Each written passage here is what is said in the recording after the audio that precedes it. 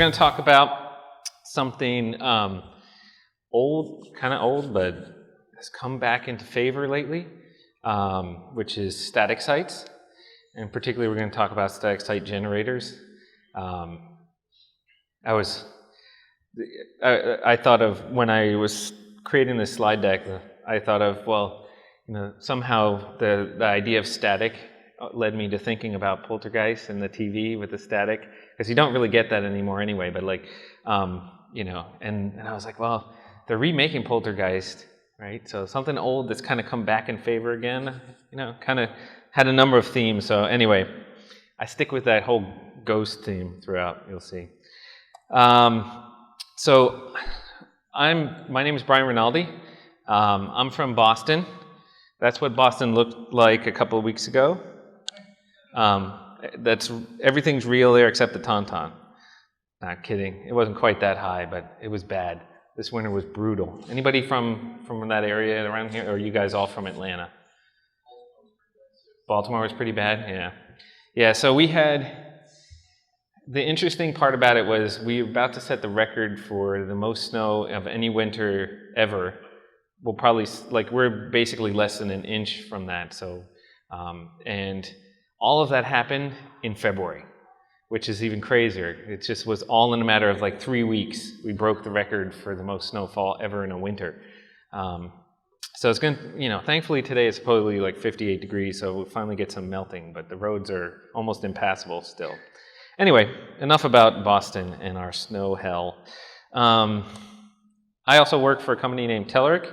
Anybody heard of Telerik? A couple people? Okay. Most of you probably, you may know us, if you did any .NET stuff, we do a lot of .NET controls, but we also do things like Kendo UI, which is JavaScript framework, UI framework. So we also do a lot of things in mobile development space. We have a new project called NativeScript, which allows you to do native apps using JavaScript. And anyway, we're here. We actually do have a booth, even though our booth stuff never arrived, but it is coming supposedly, and we are giving away a drone, and so yet another chance to win a drone from another table that's giving away drones. So how many chances do you have to win a drone here? I think there's probably 3 or 4 tables giving away drones. So so anyway, your chances are not bad. But stop by and visit us after, if you have any questions or want to talk about any of the Telerik stuff. So basically, whoa, sorry, it's really loud. Before I talk specifically about the different static site generators, I want to kind of talk about how we got to this point, because it kind of leads you to understanding of the problems that static site generators are trying to solve, right? So if you remember, how many of you have been developing since Dreamweaver 1? All right, yeah. I used that way back then, and it was, that was cutting edge at the time. And at the time, most of the sites we were doing back then, especially in the early days, were static, right? But you were hand coding them or using Dreamweaver Design View, just not telling your coder friends that you did that. And then, but it was a pain to update, right? This was not easily maintained, because anytime you wanted to update the content, you had to go and edit the files, and if you wanted to create a new page, you were copying your old ones and then changing everything in it, right? And it was just kind of a pain in the butt. And if maybe you're a little scared seeing that Dreamweaver 1 days. But then we decided, well, you know what, this is a pain, this is difficult to do. Dreamweaver had tried to do templates and stuff, but that really didn't work. So we just said, we're going to hook everything up to content management systems, even sites that really don't need a full-fledged enterprise content management system. Yeah, we're going to give them one anyway. And these content management systems were all extremely easy to use, right? So sometimes just updating a basic content site, you were using a complicated content management system when this is not a complicated site, right? So in that way, static site engines kind of sit somewhere in the middle there between your traditional okay, we're going to build a straight static site hand-coded versus a fully content managed system, right? They sit somewhere in the middle, because they do manage content, but there are no databases, so we're not hooking this up to any kind of we don't need a back-end system to run the site. And it is pretty simple to manage content. It's just file-based.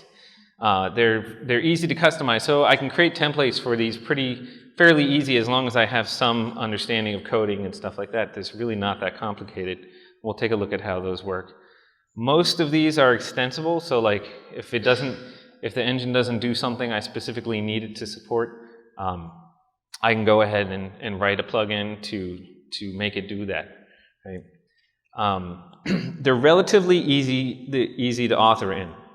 And I say that with a slight caveat because considering if you know HTML or you know Markdown or some of the other languages that it supports for writing content, it's not necessarily easy to author in for a regular user who's used to writing in Word or Google Docs and stuff like that.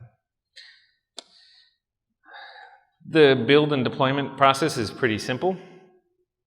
These are static after all. I am generating just straight HTML files. Sorry, we're getting feedback from that. So I am generating just HTML files. So it's really, deploying this is really just a matter of FTPing those files up to my server. And the nice thing is I don't need any kind of complicated hosting solution because everything's static. And it runs really fast because the pages aren't accessing a database and stuff like that. So those are some of the benefits of that. There are people who are trying to solve the problem of like basically you don't want to have to upload the entire site every time, so it's a little bit, there's people trying to solve the deployment where it'll easily, like I start the build and it'll go, say, to GitHub or some repository and automatically push the changes out to my site and things like that. Because right now it's, by default you're really just FTPing, but there are people with solutions that have that support some of these static engines that make the deployment a little bit easier.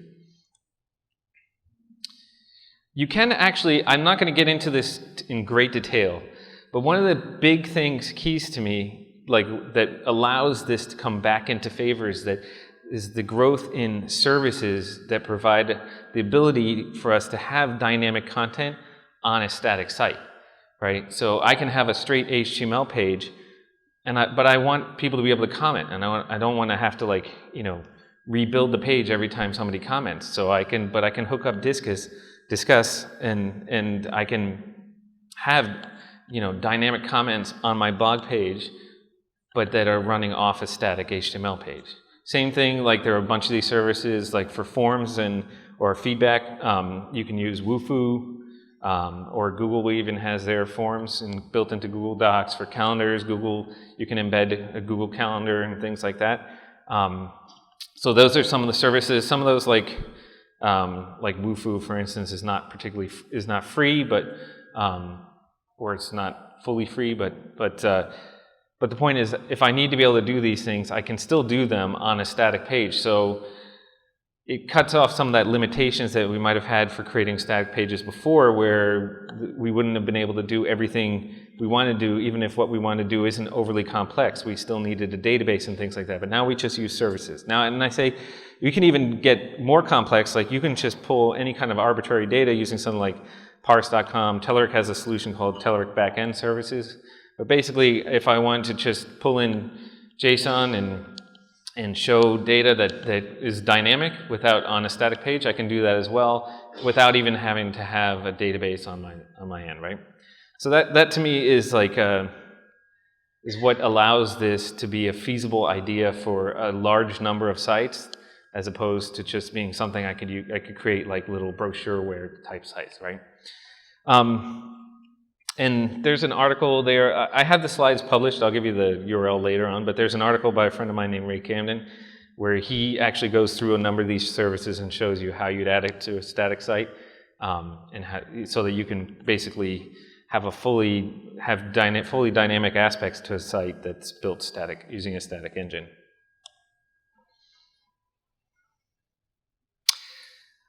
This is an important point. These are tools built for developers, and I mean that in more than just the sense of this is a tool that you need a developer to build the site. What I mean is all of these tools are built for developers to edit the content. This is not something that you are going to take, let's say you your company has a site and you're thinking, well, we can, we don't really need a fully dynamic, CMS or anything like that. We can just use a static site and then everybody can edit content and just push the files and we'll republish and stuff like that. But the thing is, most of the people who do write content, even technical writers, don't write in Markdown or know HTML that well. They're used to some kind of editor. And in for instance, even writing Markdown, you're like, well, that's pretty simple. I could teach them to write Markdown. True, but then you have to understand the limitations of Markdown. Markdown doesn't do everything. So if I want to do an embed or I want to do this and different other things, there's certain limitations because Markdown is powerful in its simplicity, but it doesn't do everything, right? So then they need to understand, well, you can't do this and that using Markdown. So you're going to have to write straight HTML in there. It'll work, yeah, but this is just not, for a non-technical user, it's not yet a good solution. Now I do know that a number of people, they don't have products yet that are fully public, but there are a number of startups. I talked to a bunch in San Francisco who are specifically working on this problem and making basically online editors that will work for static site engines that would allow you then to say use this for a team of people who are content writers who might not want to delve into the technicalities of writing things in Markdown or straight HTML. So that is a possibility. It's just not, those are not yet out. And as of right now, all of these tools are really designed for developers to use. They're not even, as I said, they're not even that easy in terms of, writing content is easy in terms of if you know Markdown and all this stuff, but they're not that easy for a non-technical user who's not used to doing that kind of thing. So we're going to look at a few of them. And to make things fair, because I'm going to give you what is my opinion of these different engines. And my opinion is based, take that with a grain of salt because you may find it different. For instance, some of these are Ruby based and I'm not a Ruby guy, so in certain cases that's kind of reflected in my opinion of it, where I found things difficult but Ruby guys might find it easy and things like that. But I tried to be fair by making the same demo repeatedly using the different engines and comparing how they're done and how difficult it was to get started and things like that. So I'm looking at the documentation. There are a number of these projects, and obviously almost all of them are open source projects. And open source projects tend to be weak on documentation. So that can be a big struggle if you're trying to get started. And the getting started, this is less of the getting started documentation and more of how easy it is to get this thing set up and running and set up and get my first site going. Language support, and I don't mean multilingual, internationalization support. What I mean is what languages does it let me use to write my project in? Some of them support, out of the box, they support different templating languages. Some of them support things like CoffeeScript or TypeScript and so on. So that would be one of the considerations. So templating being another wholly separate thing because it's really important and it very much impacts how you build this and how difficult it is to get to learn. And I say using the defaults because what I mean is almost all of them have a way of extending the pre-built-in support for templating. And a number of them even support multiple templating languages out of the box. But pretty much by default, they all generate a basic set of pages for you to work with. And what I tried to do is compare using whatever it generated those in. So if it used Jade in the templates, then I would compare it using Jade. Or if out of the box it by default tries to lead you to using one called Liquid, I'll use Liquid, even though I could add in a plugin to support another templating language. But to be fair, I'm going to use what kind of what comes out of the box is what I'm saying. Otherwise, it muddles the comparisons, I think. How easy it is to add content. This is important. So what I wanted to be able to do was oftentimes what comes out of the box in terms of I just I don't necessarily want just a blog post with a title and content, right? I want to be able to do things like I want to have custom data attached to that post, that custom metadata that maybe I could use for how I display the page or show in different portions of the site, so on. So can I do that? Can I add that data to the, like, globally, right? Can I add custom metadata for the globally across the site so I can use that to populate different portions of my site?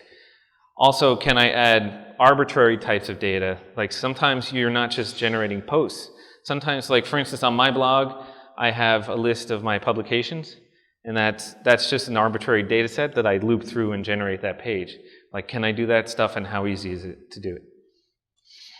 And then extensibility, does it support plugins? How easy are they to create? Although we won't actually explore creating plugins, we'll just look at the kind of the ecosystem that is around the project.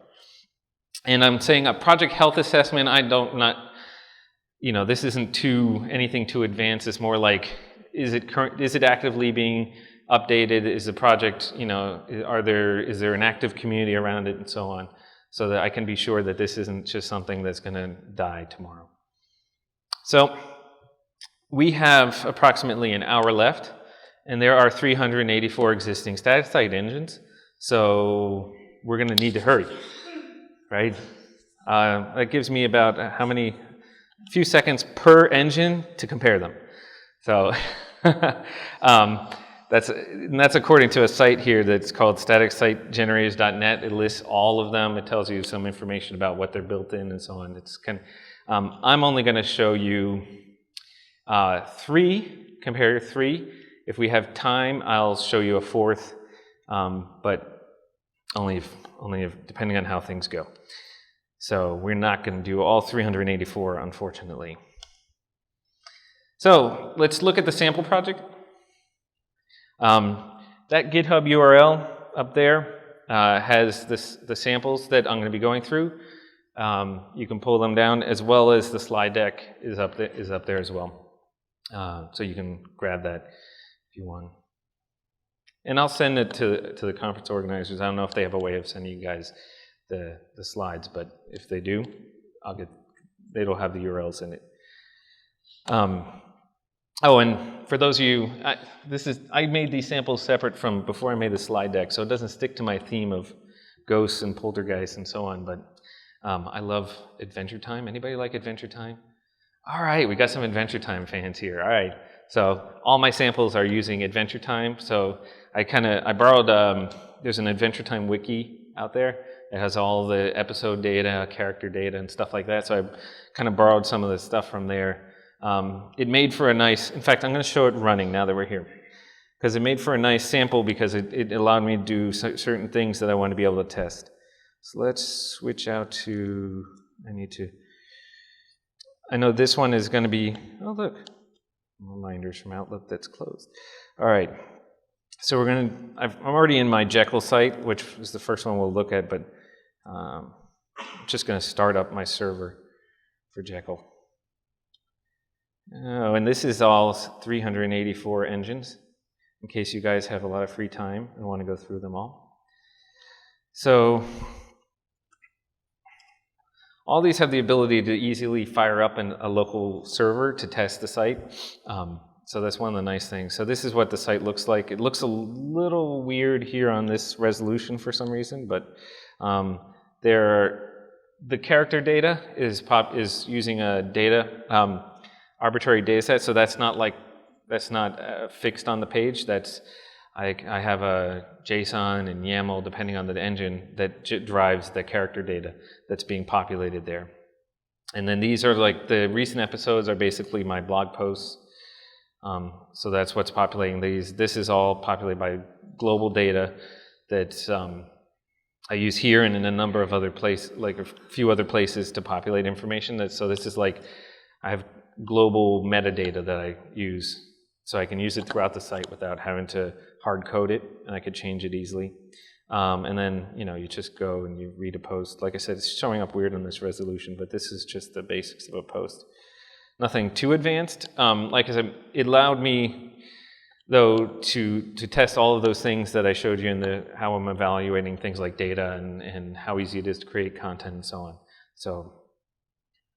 And there's a number of little formatting details that I also test. For instance, I wanted to be able to say, nicely print out dates in different formats, which you think, well, that's simple, but actually, sometimes it is and sometimes it isn't, depending on the engine. Another thing is I wanted to be able to set an excerpt. So I want to be able to tell it, in this post, stop at this particular point, give me that excerpt, as opposed to some engines by default will tell you, like, okay, we're going to grab the first paragraph and that's your excerpt. And they don't all make it necessarily easy to set a specific breakpoint where you want an excerpt to end.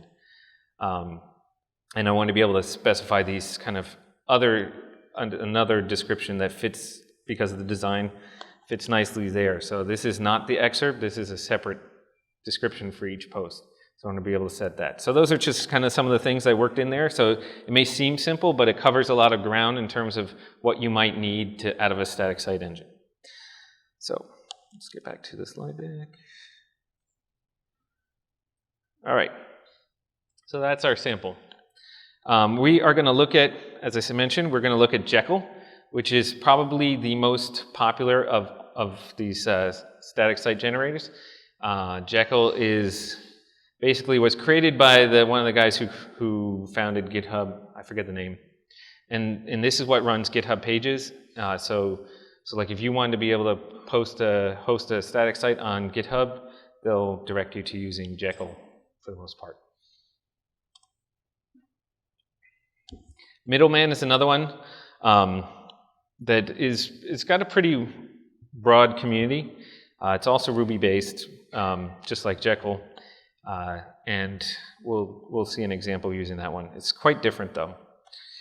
And then the last one we're going to look at is called harp, and that one is actually available in NPM. So it's written in JavaScript, and so it's quite different from the other two. If we have time, I have another sample written in a one called Wintersmith, which is also available in NPM, and it's also written in JavaScript, but it handles things quite differently than harp. So we'll see if we get to do that one. So looking at Jekyll first, getting started is pretty easy. As I mentioned before, it's Ruby based, so you just need to gem install Jekyll. Now, right at this moment, there is no official Windows support. There is a workaround that is apparently available. I have not tested it out myself to see how well it works, but apparently you can get it running on Windows. It's just out of the box. It does not support Windows. So to create a new project, once you've installed it, you type Jekyll new and then give the name of your project. It's going to create a folder and it's going to put a bunch of files in there by default. And I change directory into that particular project, and Jekyll serve will serve it up. As I said, all of these have some ability to fire up a local server for testing. So you don't need, and it also, for the most part, with the exceptions that we'll talk about, it will actually do things like live reload. So if I'm make changes to the code, it'll automatically regenerate the pages and show it on the browser and stuff like that. So this is nice because I'm working in these different templating languages. Like for Jekyll, I'm going to be working in Liquid, or I'm going to be writing data in YAML, and I don't need to actually go regenerate anything.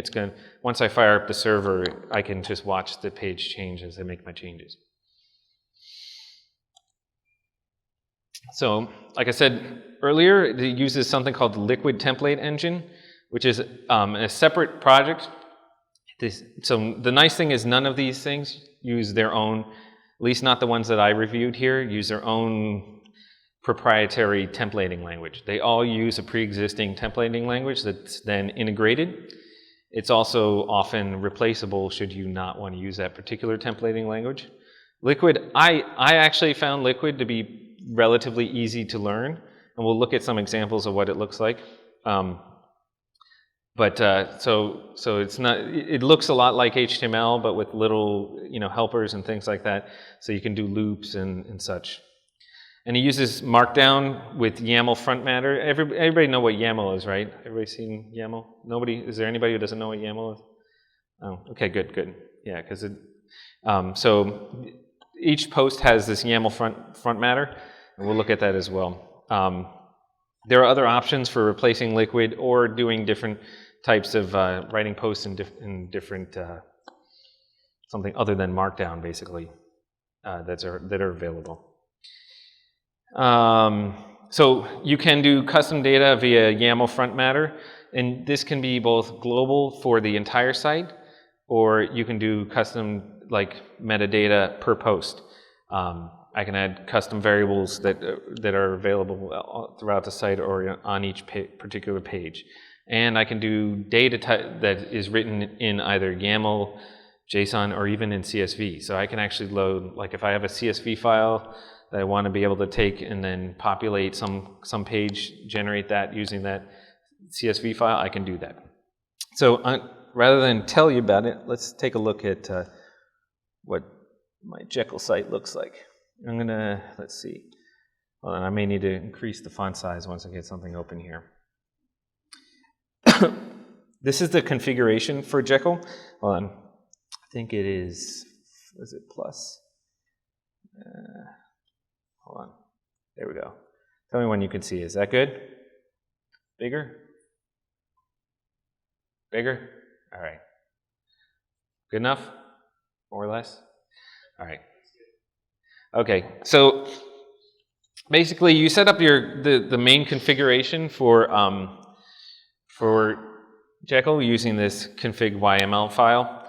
It's just a YAML file. So I set like some default things like title, my email, but then I can set like some arbitrary things, like for instance that banner and that description. Those are not necessarily default. I think in Jekyll the description is, but the banner isn't. I set that myself. Right. I can also do things like in this case I'm setting like crandown is the GitHub flavored markdown basically. So I'm telling it that's the type of markdown that I want to use when parsing my markdown. And then even I can, if you remember I talked about being able to set my own excerpt, I can set an excerpt separator. So in this case I have this little, it's kind of a convention I've used for a number, it's not just me, but where I just do this kind of comment with more in it that's just hidden, and that's where it knows to break the excerpt on the post for me. So that's some of the things I can set there. Looking at Liquid, this is my default layout for the index.html page. You can see this is where I'm looping through character data. And I'm going to show you just so you can understand what we're looking. So here's the character data YAML. I mean, this could be whatever you want. This is not particularly complex, but this is just all the different characters. Now, it's going to load anything in this data. So just to explain the underscoring. The underscores, these are files that there won't be, or folders that there won't be a corresponding folder or file generated. So like when I generate my final site, there will not be a data folder, right? Because it skips anything with this underscore. Make sense? So in this case, I can throw any data in my data folder. It will load it up automatically, and then I can use it in my site. So this is just me looping with using Liquid over my site.data.characters, which contains all that data. It just kind of throws it in there automatically for you, right? And then I can loop through, pull any of the metadata out of the character as well. Here is where I'm looping through the post. In this case, I only want to do 2. So thankfully, Liquid allows you to do things like add a limit to the number of posts. Now, once again, this sounds simple, but you'd be surprised how many engines don't actually support allowing you to just say, I only want to output 2 of anything. So another thing that's nice is it does have support for formatting dates. Here's where I'm putting the excerpt. And you basically assemble these, like in this case, I've got a bunch of layouts. So you've got different layouts for different portions of the site. And you can actually use includes, so you can separate these things out nicely. So I've got a bunch of includes so that, like in my head and my header, I don't have to put all in one big file, and I can reuse them in different places, right? So even in my my header, I can do things like I'm checking to see, like, are we on the home page? So I only use this header. Since that site is very simple, I have the same header in both places. So I'm saying, like, oh, you know, if we're on the home page, show this header. If we're not on the home page, don't show this header. So you can do, like, there's a lot of flexibility in the way that you can use Liquid to format your templates here. One last thing, yeah? Date formatting was interesting. Is that Liquid specific, or is that going kind of to Ruby? I was wondering, can you kind of get into the expressions and syntax, or is it within Liquid? Yeah, or is Liquid kind of abstracted totally where it works with Ruby, but it's not exactly Ruby type? I don't think you can actually add Ruby code in there. I think you'd have to do that via plugins, but I'm not 100% certain because, again, I'm not a Ruby guy, so I didn't want to have to mess with that. Yeah. So, no, what I mean is, like, it's just, in fact, it would have been more difficult for me to use this, and when we talk about middleman, this comes into play, that if it did kind of force you into using actual Ruby expressions and stuff like that. So, for me, because I don't know Ruby. But I'm pretty sure you cannot just arbitrarily add Ruby code in there. There are, some of the JavaScript ones do allow you to add arbitrary JavaScript, and we'll look at that, but I don't think you can do that here. I think you'd have to do a plugin to add anything that calls Ruby directly. Okay, one last thing I wanted to show is, where was it, the footer? So here's even another little helper that I thought was good, is that it allows me to basically not just add a limit, but I can even add an offset. And this is, like, you know, basics in programming languages, but actually not that common in templating languages. So it's kind of funny. So we'll look at other templating language options there later. And so here, also, the last thing I want to show is, this is like the global metadata. So, like, here's my site title, my site description, here's the site banner. So those are the global metadata that I can set whatever I want, and I can use it throughout the site wherever I want as well. Okay, get back to the slides. So that's just the basics. Again, you can pull down that full sample and run it yourself and take a look at it, mess with it if you want. But that's, so let's give Jekyll some ratings. And so I use Casper's because, well, sticking with my little ghost theme, and Casper's a good ghost, so more Caspers equals more good. So getting started is 4 Caspers. Basically, I thought the getting started was pretty simple. It's the getting started documentation is thorough. The process of getting started is actually very simple. And the only reason I gave it, I knocked it down 1 notch is because it doesn't support Windows by default, which I think is pretty darn important. I know a lot of us are on Macs, but like I've had plenty of jobs where I had to use a PC, and just not being able to run this on a PC is kind of silly. The templating is pretty powerful and pretty easy to use. I think was easy to learn. Custom data was very easy to do. It's actually pretty transparent when you add data into those arbitrary data sets, like how to access it and things like that. So it's not overly complicated figuring that out. Documentation, you know, I'm very, very picky, so documentation is very hard to get a 5. I thought the documentation was good. There was only a few places though where I had to go searching out other examples in other places because it wasn't well covered in the documentation. It is very extensible, assuming you know Ruby, you can extend it, and that being said, there are a ton of extensions already out there. So probably what you want to do, somebody's already written it and put an extension out there, and so you don't even have to do that. And the language support, I gave it a lower score, mostly because it doesn't come with a lot of it out of the box. It is basically HTML, JavaScript, Liquid, and that's it, right? I think a recent version, I'm not exactly positive, but I think a very, very recent version, may have come out like a week ago or something, may have added some support for things like Sass or less. But there's no, So I may have to revisit that, but at least when I did their initial review, like there was no Sass support out of the box, there was no less support out of the box, no CoffeeScript or TypeScript. But those things are available as plugins, so that offsets that quite a bit. So overall, I gave it 5 stars or ghosts or whatever, because I think it's a really good option. It's pretty easy, and it's very well supported, and it's got a big community. So, and you've basically got GitHub behind it, so it's not going anywhere. So let's look at Middleman. Middleman, again, is also Ruby based, so I just need to gem install Middleman. It does work on Windows using Ruby installer, so this one, out of the box, you can run on Windows without a problem. Creating a new project, well, it's not that different. Just Middleman, init, and then project name. It's going to generate a folder with a bunch of files in it. But I want to be able to, like by default, I want to be able to live reload.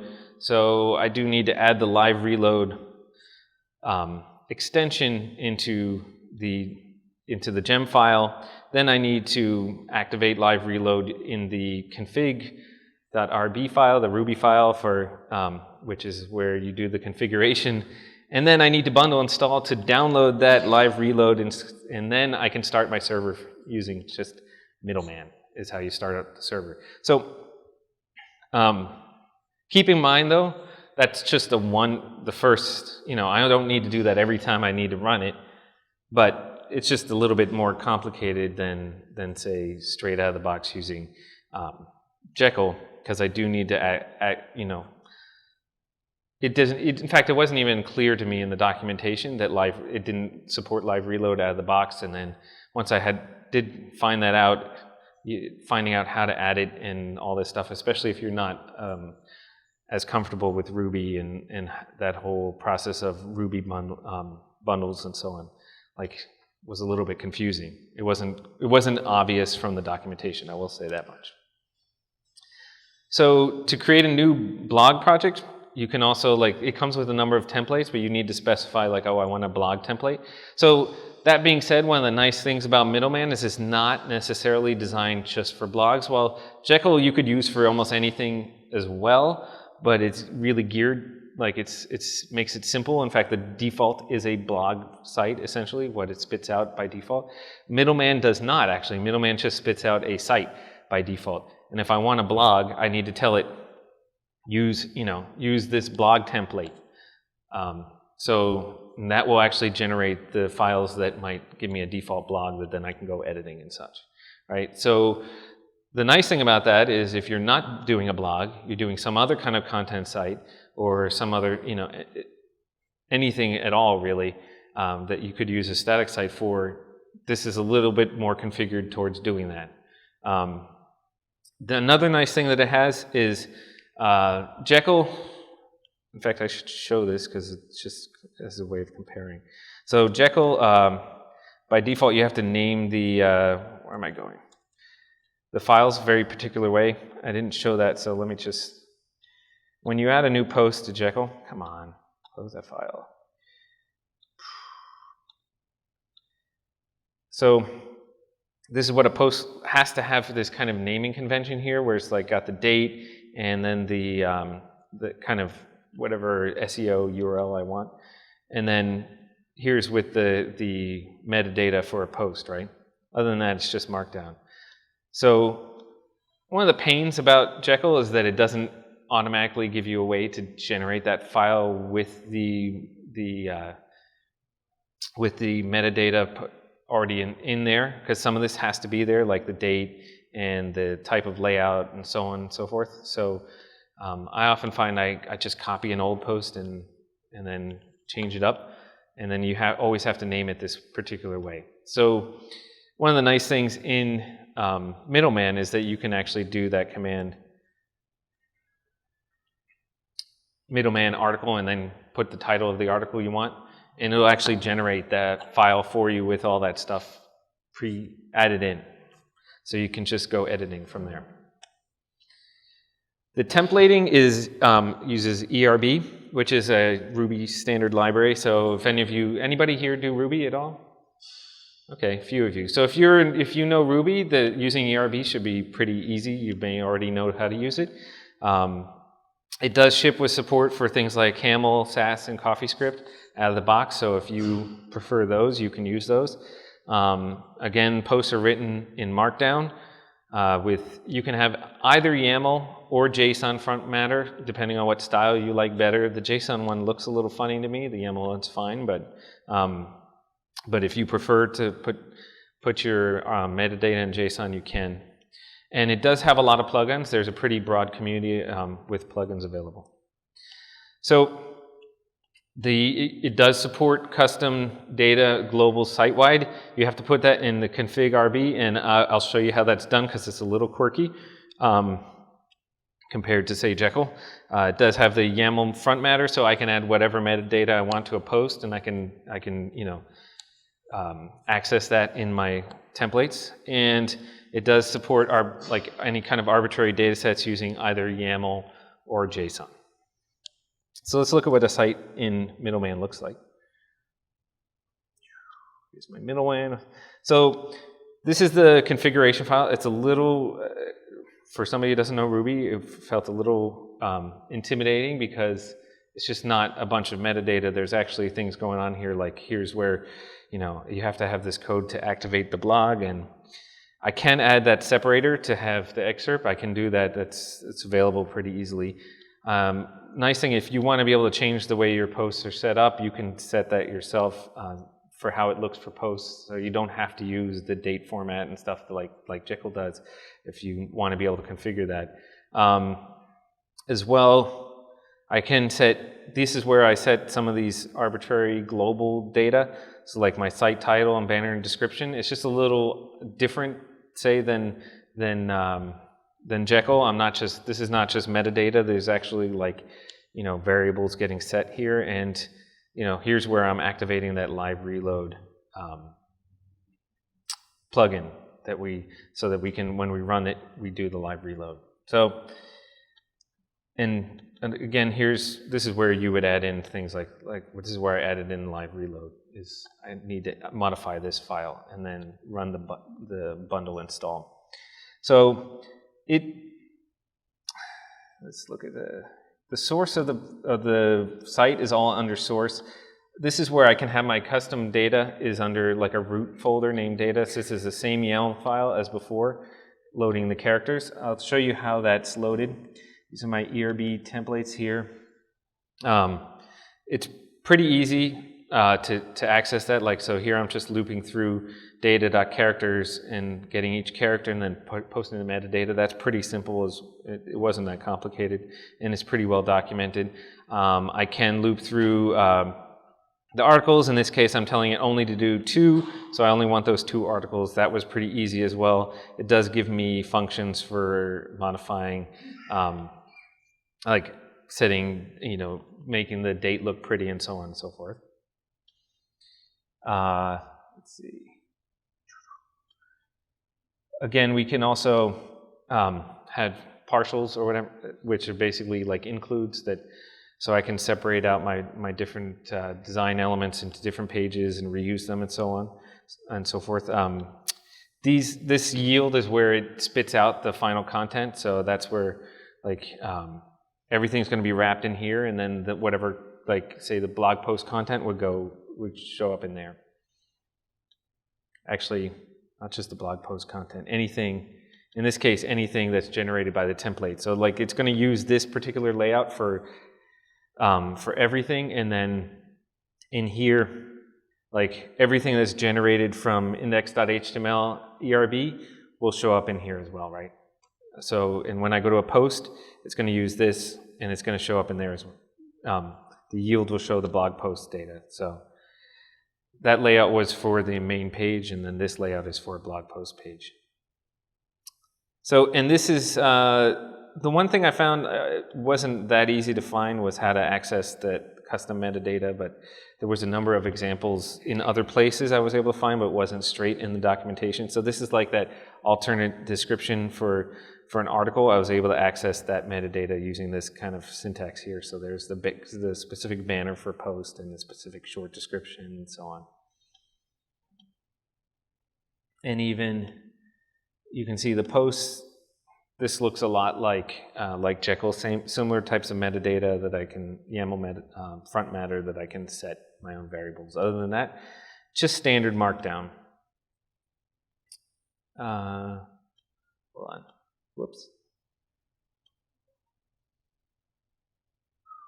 And I wanted to show one other thing. Where is it? Partials. So again, here I can before it was an offset. Here I can tell it to loop through like only articles 2 through 8 in this case. So that's pretty easy. And accessing the global site data is easy as well because they were just variables. So in this case, I don't need to access any like site.data. They're just whatever variable name I gave them. So this one's just description and this one's just site title. That was pretty easy. So overall, what do I think of Middleman? Getting started was kind of a pain. I give it bonus points for supporting Windows by default, but I thought like that whole process of having to like change configuration file, like and then activate the plugin and then do the bundle install and things like that, just to get some of the basics going, like a live reload, which I thought would come out of the box, was just a little bit more difficult than it needed to be. I thought the templating was pretty good. It's pretty powerful. There wasn't any particular thing that I ran into difficulty doing. The only thing was certain things weren't particularly well documented to find out. Like I think I ran through 3 different variations on how to access the custom post data, metadata, and before I found the actual way, the easy way to do it. Custom data is easy. It's pretty straightforward to access. The documentation is pretty good, actually. It's very well documented. It is easily extensible, assuming you know Ruby, and actually comes with support for a number of languages straight out of the box. Like I said, it has Sass and HAML and other stuff, and you can get more of it via plugin. So overall, I gave it a 4 out of 5. I thought it was pretty good, and it has the advantage if you're building a straight non-blog site. It's got some benefits. It is probably a little less black boxy than Jekyll, so it's a little easier to configure some stuff. So it offers you some power in that, but it isn't quite as easy to use, I thought, as Jekyll, which I knocked it down because I thought it was a little bit difficult. So harp is the last one I'm going to talk about, and the harp is built in JavaScript, so it's really easy to install. You just npm install -g for global harp, right? Probably you've installed stuff like this before. You need the sudo if you're on Mac, obviously. So, and then to create a new project, you harp init project name. This all seems very familiar. They all follow a similar pattern, and it'll create a folder with some files in it. It has a few boilerplates, so like the default one site doesn't have a lot of features on it already. It's very, very basic. So if you wanted to use like say a boilerplate for a blog, you would harp init project name and then give it the which boilerplate you wanted to use. You can create your own boilerplates if you want, but there are a handful of them out there. It uses Jade templating. Anybody have experience with Jade at all? No. Okay. I'll give you my feelings on that in a bit. But it also supports out of the box EJS for templating. It supports Sass, Lefts, and CoffeeScript out of the box as well. The posts or pages can be written in Markdown, or Jade. So you don't have. If you love Jade, you could write your posts in Jade. So it has JSON metadata that's not like just. It's required in order to run the site. It's got a separate file, this _data.json, that is required even for, like, say, a list of blog posts or anything. You'll see it. You have a bunch of these _data.json files sitting all over your site, and we'll take a look at that. But using those, you can add custom metadata to posts or custom metadata to site as well. So the their custom data per global or per post is put in that data JSON file. Oh, before we do that, I'm going to look at this. All right, so this is you'll see two harp examples. You'll see why in a moment, but so this is what the data JSON looks like. So there's some configuration things here. Other than that, I can add whatever I want. Now, so the character data, unfortunately, like I couldn't throw it into a separate file. It actually had to sit, because I wanted to be able to access it from anywhere on the site, like in particular on the homepage. Like I had to throw it in this data.json file that's also, in theory, my configuration file for the site. So I found that kind of quirky. It also, I will say, was very, very difficult to figure out how to access that data once I put it in there. I was able to figure out that you could put it in there, but there's no clear-cut documentation showing you how to access it, unless that's changed since I reviewed it. So even for blog posts, as I said, you have to put the posts in here. So I can name them whatever I want, and the post doesn't have no front matter or anything like that at all. This is just purely Markdown. But then I do have to actually create this data JSON. So every time I create a post, I have to actually add it to this JSON file that then gives the title, the date, and I can add whatever arbitrary metadata I want. But it has to be added here. And the other interesting thing is it's not going to give it to me in date order. It's going to give it to me in the order that it's in this JSON file. So if I'd have to write my own custom sorting if I wanted to get it in date order, or I'd have to maintain this file in date order, which is kind of kludgy to me, but my opinion again. So anyway, this is what the template looks like in Jade. So this is my HTML section. You can see here where I'm accessing the public data characters and then trying to pull the data to populate the characters. Jade looks, so none of you have experience with Jade. It looks pretty different. I mean, it basically, you drop all the open and closing brackets and you put all the attributes inside of these parentheses, and it's got lots of other weirdness about it. You never have a closing tag either. So it's very, very fixed on indenting. If you don't indent something the proper way, it'll totally throw off the whole page. But you can add any kind of arbitrary JavaScript in there. So like anything with this dash in front is actually just JavaScript.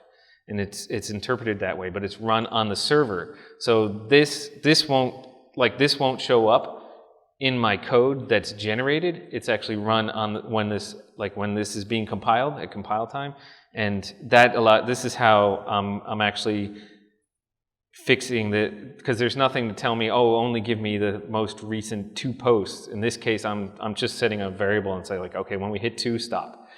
Because there's nothing to limit the number of posts. Yeah? Can you include a jQuery or that in, or is it just community JavaScript? Not just, but like to run on the server? Can you include jQuery?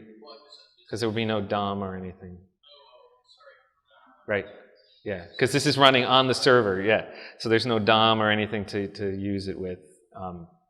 So like here, for instance, there was nothing to do the date. So the date, I had to write my own JavaScript function to format the date.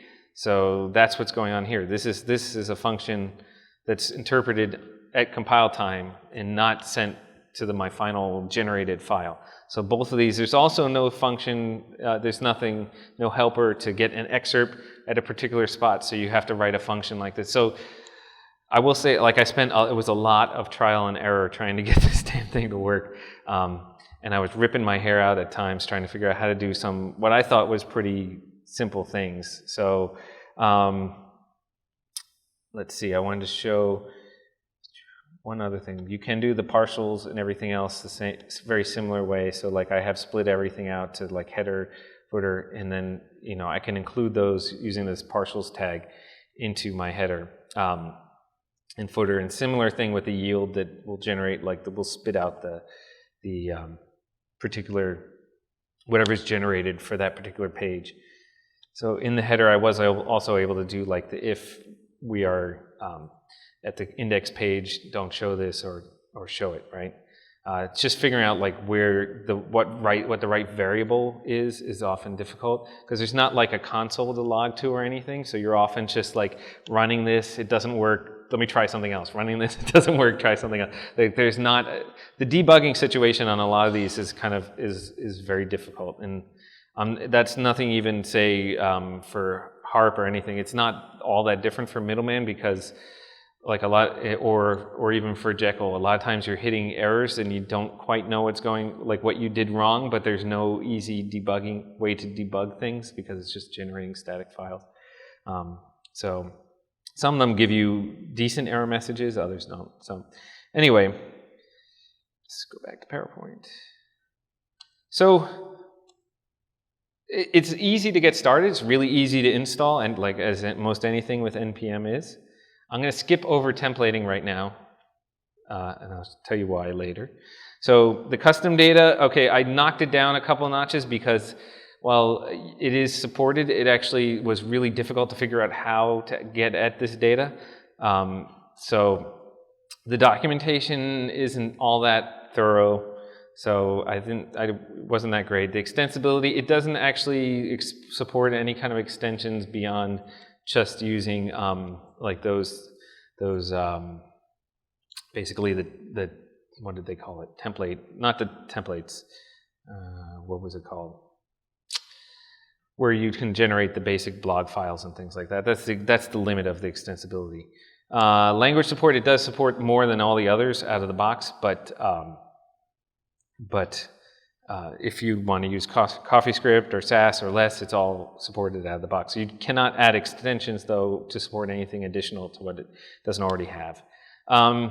So the template, I gave it a Slimer because I gave it overall a 3. This is how I feel about Jade. I cry when I have to use Jade. Like it's painful. And I'm personally, I mean, this is just my feelings on it. I feel like it's not saving me much of anything anyway, because my code editor does a closing tag, so yeah, I don't have to type closing tag. I never type closing tag anyway, right? And it doesn't save you anything in terms of, you have to put all the attributes in these stupid parentheses, and then figuring everything out was just painful. I really, really, really, really do not like Jade. I can't make that clear enough. Yes. Yeah, you had a question. There's a similar one for closure called Devnexus. Yeah, it says painful. Yeah, I mean there must be people who like it because it's all over the place, but those people are not me. So, given that, yes. Huh? How do I feel about Haml? Actually, I don't know Haml. I haven't used Haml. So, yeah, don't know. So what I did, because I thought, well, maybe I'm being unfair to harp, because my friend told me, he's like, but it supports EJS out of the box, so why are you even using Jade? And I'm like, well, because I had said the rule was, it's, to make it fair, I'm going to use what it tries to push you into by default. And even though it supports EJS out of the box, the generated templates all use Jade, so you'd have to actually even rewrite those basic templates in EJS just to do that. But I'm like, okay, my friend who loves harp was telling me that, so I'm like, fine, I'll give it another shot. So I redid the site again, but using EJS. So most of the basics are the same except for the layout. So we're just going to again, you can do partials here. So this looks, in fact, it looks a lot like, to me, in cases, it looks a lot like Liquid, right? Or even ERB. What I found funny is beyond Jade, the more templating languages I use, there's like so many that just slightly different syntax for different things, but other than that, they're more or less the same. We developers seem to love creating 100 different solutions to the same problem that are all only mildly different. So, so I could do that. I've got, I can add in my ifs. I can add in, where's the footer? I still had to put the functions here. but I like this a little better than, say, the dash in front of in front of all of it. So I can still put I still needed my JavaScript functions to get the formatting of the date and stuff like that, but it was a little bit easier to do.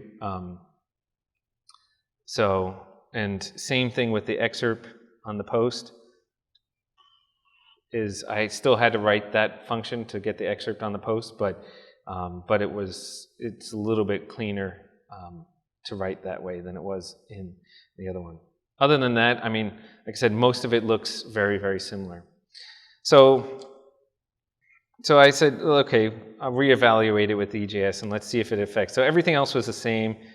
I'll give it a 2 out of 5 with EJS, which really doesn't affect my overall opinion of harp being just okay. And nothing against the guy who created it. It is free and open source, but I found it like kind of difficult to use, so I wasn't a huge fan. So with the hour mark, so I may not be able to go through the Wintersmith site, but I'll just quickly show you what Wintersmith is also NPM based. Wintersmith also uses Jade. I will say Wintersmith has a lot of powerful features in it. Like for instance, you can just add, like if you wanted to add JavaScript libraries, it's very easy to add them in. So like it by default will include certain ones. So I'm just going to quickly show this, but all the others, everything that we talked about is all supported. There was just, I had a lot of difficulty. So here's how you do articles. In this case, you have to do like a folder for each one and then put the markdown in it, but it does support the custom metadata on an article. I can do my arbitrary data, but I did actually have to put each one in its own JSON file for some reason. So like I had to separate out each of these into its own JSON file, and then I could pull the data over. So then I throw it in this folder, and it'll show me characters dot, bubblegum, basically. It'll loop through, it effectively loops through the files in a particular folder, even if they're data, and then it adds them. Where is the templates? So really quickly here, I can do includes as well, same as before. I can actually, here's where I get the character metadata. This was, I will say, like all of this was not easily documented to figure out how that actually worked, but it does include some, like I said, there's some libraries like this library here, as well as, what is it for the date formatting was, where is that date format? Oh, and I also couldn't limit how many articles so I had to do the counter and stuff like that. And this was really weird how you actually get the articles. You have to get this helpers to get articles to set it into a variable and then loop through the variable. So it was a little bit complicated in my mind, but it does, like, it includes moment.js by default for date formatting. So you can throw arbitrary JavaScript files somehow and have them parse server-side if you have functions like that you want to get done. So that's powerful. It's just really, really, really, really, really poorly documented. So figuring any of this out took me forever, and I nearly gave up on this site. And then finally, if you're interested in Wintersmith, because it does have a lot of, because you really want a JavaScript solution and you want it NPM based and so on, what I would recommend is you actually go into the site, and they have a link to a bunch of sites that were built with Wintersmith, and next to each of those sites built with Wintersmith, a bunch of them have links to the source code. And so I went through other people's sites and looked through their source code to try and finally figure out how this worked sometimes, because it wasn't in the documentation. So, getting back. As I said, now that we've looked at all the different ones for deploying, we can push them as static pages to any web server. We can host it as GitHub pages. We can push them to any of the cloud storage solutions like Google Cloud Storage, Azure, Azure, Heroku, so on. Harp has its own Harp platform, which is kind of interesting in that it relies on Dropbox, and you basically put a post into a Dropbox folder, and it'll automatically generate the site for you. Which is really cool if you want to do something simple, but that's not free. It's cheap, but it's not free.